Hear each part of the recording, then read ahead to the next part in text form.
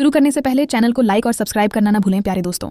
अध्याय की शुरुआत उस खूनी रात से होती है जब जैन अपने दोस्तों से मिलती है। वह डेव से पूछती है कि जिस पार्टी में उन्हें जहर दिया गया था वहाँ वह किसके साथ था, और फिर जेरोम से पूछती है कि वह उस रात कहाँ था। सभी चौंक जाते हैं, लेकिन वह जेरोम के बारे में जानने पर अड़ी रहती है। वह नोट और जल्दी जाने का आदेश फेंक देती है और वे उस पर तब तक दबाव डालते हैं जब तक वह सच नहीं बता देता कि उसी ने उन्हें जहर देने का आदेश दिया था। उसी ने वहाँ बर्फ रखी थी और उसने यह तब किया जब वायलेट को सजा दी जा रही थी। लाल चोगा पहने उस छात्र ने जिसने पहले क्लिनिक में उनकी मदद की थी उससे यह करवाया था। उसने कहा कि वायलेट जैन और डेव को जहर देने की योजना बना रही थी, इसलिए वह क्लिनिक गया और उनसे जैन और डेव को कम मात्रा में जहर देने के लिए कहा ताकि वे बच सकें। उसने कहा कि वायलेट के नुकसान से उन्हें बचाने का यही एकमात्र तरीका था, क्योंकि उन्हें पहले ही जहर दिया जा चुका था। फिर वह उससे मिलने गया, क्योंकि आगे जो होता है वह यह है कि लाल चोगा पहने लड़की जहर का असर कम करने वाली दवा लेकर आती है, खासकर इसलिए क्योंकि उसे उम्मीद नहीं थी कि जेन उस दिन इतना ज्यादा पी लेगा। उसने जहर को बर्फ में मिला दिया ताकि उसका असर कम हो जाए, और वह उनके बारे में बहुत चिंतित था। पीते समय उन पर पूरा ध्यान दे रहा था। जब वे बीमार पड़ गए तो लाल चोगा पहने लड़की जहर का असर कम करने वाली दवा लेकर आई, और उसे उम्मीद नहीं थी कि उन्हें जहर लग जाएगा।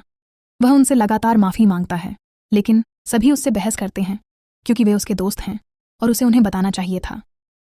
इसी समय जेन की जान बच जाती है, क्योंकि कम से कम उनके पास उन्हें बचाने के लिए जहर का असर कम करने वाली दवा तो थी।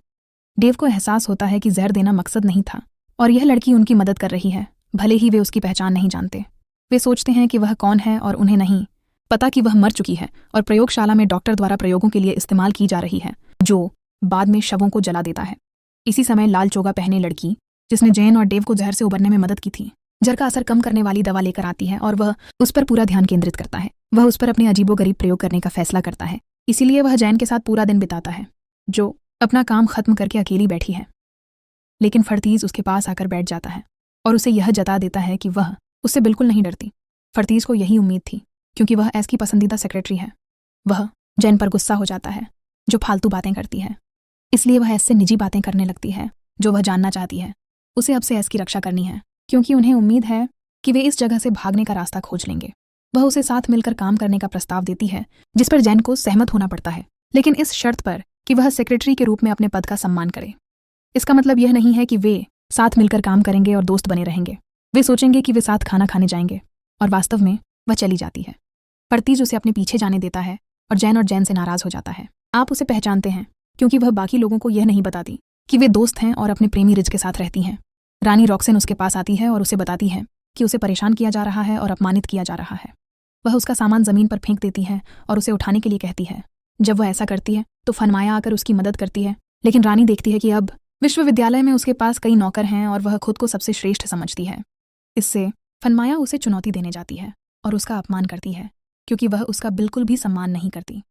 जब फनमाया गुस्सा होकर उसके करीब आने की कोशिश करती है तो फनमाया उसे थप्पड़ मार देती है, जिससे वह चौंक जाती है और वे तुरंत वहां से चले जाते हैं। फनमाया अपने दोस्तों के साथ बैठकर रोने लगती है और वे सब मिलकर अपने किए पर खुश होते हैं। इसके बावजूद जैन को डर है कि रानी अपने प्रेमी रीस के जरिए उसे नुकसान पहुंचा सकती है, क्योंकि रीस कुछ भी कर सकता है। लेकिन फनमाया को जरा भी परवाह नहीं है, क्योंकि वह उसे फिर से मार सकती है, और वह जैन को दिलासा देती है क्योंकि अब वह बदल गई है। अचानक ऐसा आता है और बैठने का फैसला करता है, लेकिन वह उसके सभी दोस्तों को भी बुला लेता है। वे कोई भी बहाना बनाकर चलते हैं और जैन को अलविदा कहते हैं। मैट एंजेलिका को लिफ्ट देता है, उसका बैग लेता है और वे चले जाते हैं। वीस जैन के साथ बैठता है और देखता है कि वह पहले जितना नहीं खा रही है। वह यह देखने जाता है कि जैन सब्जियां तो नहीं खा रहा, क्योंकि वह शाकाहारी नहीं है, वह हमेशा मांस खाता है। वह इन बातों को लेकर दुविधा में है और महसूस करता है कि उसे इस तरह देखकर कभी तृप्ति नहीं मिलेगी, लेकिन जब तक वह आसपास रहती है उसका मन भर आता है। वह उसकी तारीफ करता है और वह शर्मा जाती है और उसे खाना देती रहती है, जिससे उसका ध्यान उस पर और ज्यादा जाता है। वह उसके करीब आता है और उन्हें साथ बिताए पल याद आते हैं जब वह रोई थी। वह उसे दिलासा देता है और उसे चूमने का फैसला करता है। वह गहरी सोच में डूबी हुई है और वह यह देख लेता है, इसलिए वह होश में आती है और तुरंत खाने चली जाती है।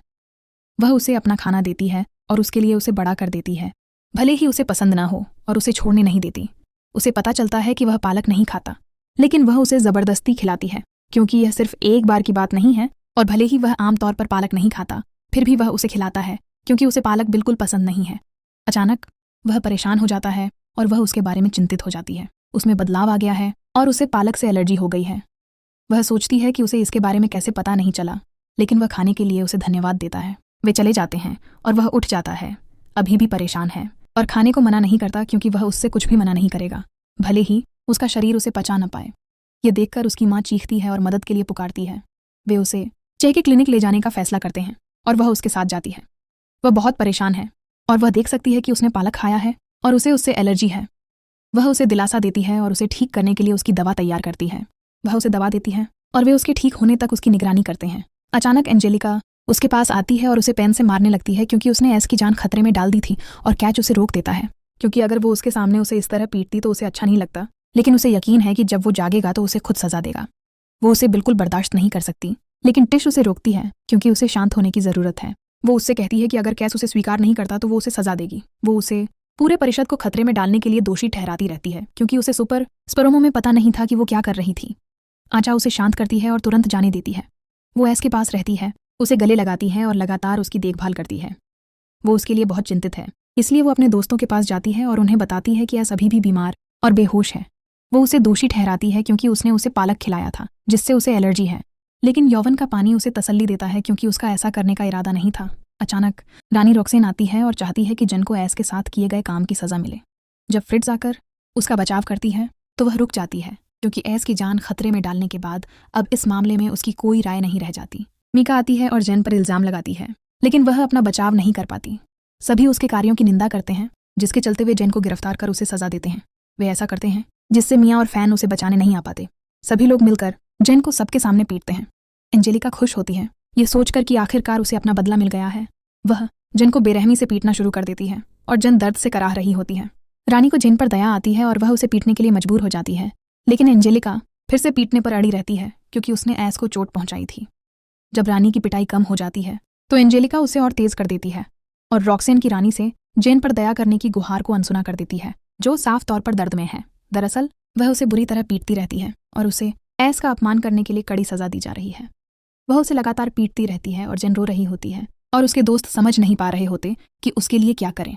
एंजेलिका जेन को अंतिम विदाई देने आती है, लेकिन एस तुरंत उसे रोक देता है और उस पर चिल्लाता है, जिससे जेन खुल जाती है। वह किसी को भी हॉल से बाहर नहीं जाने देता ताकि वह सबको सजा दे सके। वह जेन को देखने जाता है जो बेहोश है और बहुत तकलीफ में है। एंजेलिका बहुत डरी हुई है, इसलिए वह ऑपरेशन रूम में जाती है। उन्हें उसका ब्लड ग्रुप नहीं पता, इसलिए वे खून का सैंपल लेने का फैसला करते हैं। एंजेलिका जैन पर ध्यान केंद्रित करती है, उसकी हालत और एस की चिंता को देखती है। बाकी लोग आते हैं, जैन के साथ जो हुआ उससे चिंतित हैं और देखते हैं कि उसने जरा भी विरोध नहीं किया। वे जाकर उसे देखना चाहते हैं, लेकिन एस के हॉल छोड़ने के आदेश का उल्लंघन करना मुश्किल है, इसलिए हम एस के पास जाते हैं जो ऑपरेशन रूम में जैन पर ध्यान केंद्रित करता है। वह जानता है कि जिसने भी उसके साथ ऐसा किया है उसे भारी कीमत चुकानी पड़ेगी और वह बहुत परेशान है। वह वायलेट के पास जाता है जो उससे कहती है कि उसने उसे निराश किया है क्योंकि यह उसका आखिरी मौका है। वह उससे कहता है कि जेनिया ही उसकी खुशी का कारण है, इसीलिए उसे किसी और चीज़ की परवाह नहीं है। इससे जेनिया को वह लक्स जैसा कमज़ोर और नाजुक लगने लगता है, लेकिन वह उससे कहता है कि वह लक्स जैसा नहीं है क्योंकि वह अपने आसपास सब कुछ देख सकता है और उसे अपनी गलती दोहराने नहीं देगा। जेन ने ऐसा किया तो वह अपना बदला लेगा और उन्हें असली नरक दिखाएगा। ये कोई धमकी नहीं है, लेकिन अगर वह उसे नुकसान पहुंचाने की कोशिश करती है तो उसे डरना चाहिए। वह उसे बहुत गहरा सदमा पहुंचाता है और वह चली जाती है। फैन और मियाँ सोच में हैं क्योंकि उन्हें जेन के साथ जो हुआ उसका बदला लेना है, लेकिन मैट को लगता है कि जब तक ऐस उसके साथ है वह सुरक्षित है। अचानक रॉक्सैन और एंजेलिका में लड़ाई शुरू हो जाती है और रॉक्सैन उसे बताती है कि एंजेलिका जेन से छुटकारा पाने की कोशिश कर रही है क्योंकि वह एस के साथ है और एस उस पर गुस्सा हो जाता है, जिससे वह उससे झगड़ने लगती है। दोनों एक दूसरे को पकड़ लेते हैं और लड़ने लगते हैं क्योंकि दोनों एक दूसरे को अपने से बेहतर समझते हैं और एक दूसरे को मारते हैं, लेकिन एंजेलिका उसे मारती है और यहाँ घुट रही है क्योंकि उसे रोकने वाला कोई नहीं है। अचानक उसकी नसों में काला खून दौड़ता है और अंत में वे एंजेलिका का सामना करते हैं। एस को परेशान करते हैं क्योंकि वह सचमुच सबके खिलाफ हो जाएगा। राइज ही वह है जो वह यहाँ बार बार आता है और रानी उसके पास जाकर मदद मांगती है, लेकिन उसे उस पर तरस आता है क्योंकि वह उसके लिए कुछ नहीं कर सकता। अचानक ऐसा आता है और एंजेलिका आकर उससे माफ़ी मांगती है, लेकिन वह मना कर देता है क्योंकि उसे अपने किए की सज़ा भुगतनी होगी। यहीं से रॉक्सैन कहती है कि वह अपनी पसंदीदा सेक्रेटरी का बचाव कर रहा है ताकि उसे चोट लगे। यहीं से फर्टाइज बीच में आती है क्योंकि वह पहले से ही उसकी पसंदीदा सेक्रेटरी है और नोएल उसे वापस ले जाता है। लेकिन मुझे उन पर चिल्लाना पसंद नहीं है क्योंकि सारी समस्याएं पैदा करने वाले सभी लोग अब सत्ता में हैं और इसीलिए रानी उससे कहती है कि वह कुछ नहीं कर सकता क्योंकि वह यहाँ की रानी है। इससे उसे एहसास होता है कि वह अब रानी नहीं रही और यह बात उसे और बाकी सभी को चौंका देती है।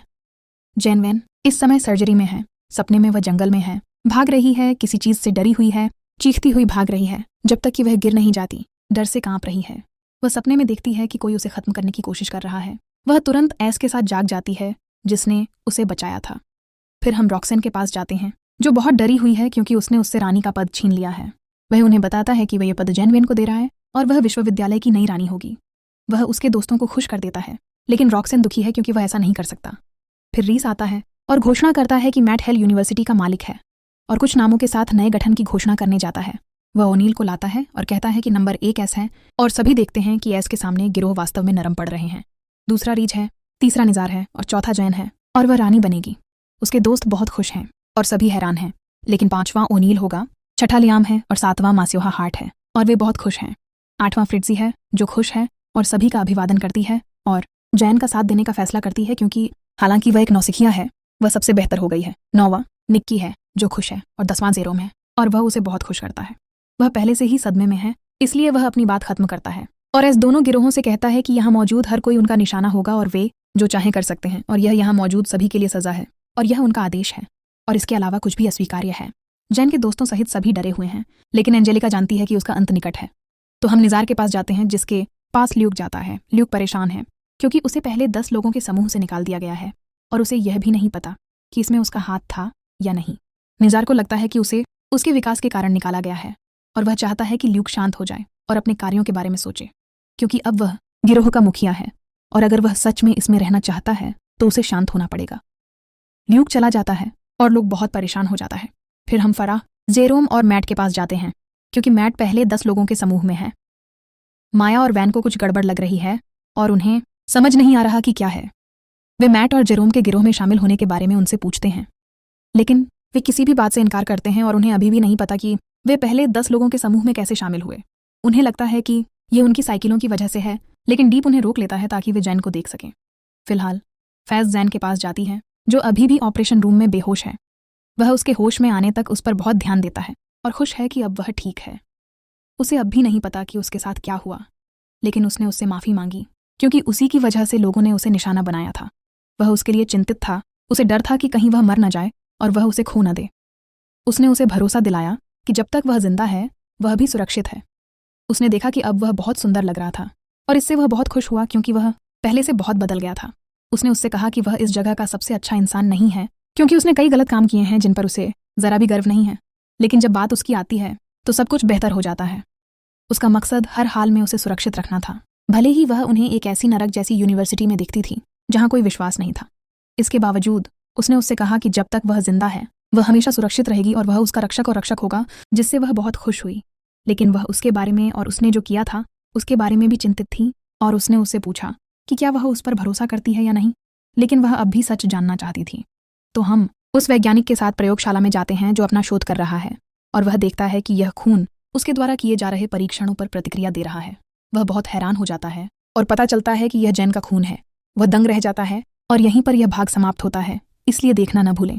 चैनल को लाइक करें, सब्सक्राइब करें और नोटिफिकेशन चालू करें ताकि आप अगला भाग मिस न करें। जुड़े रहें।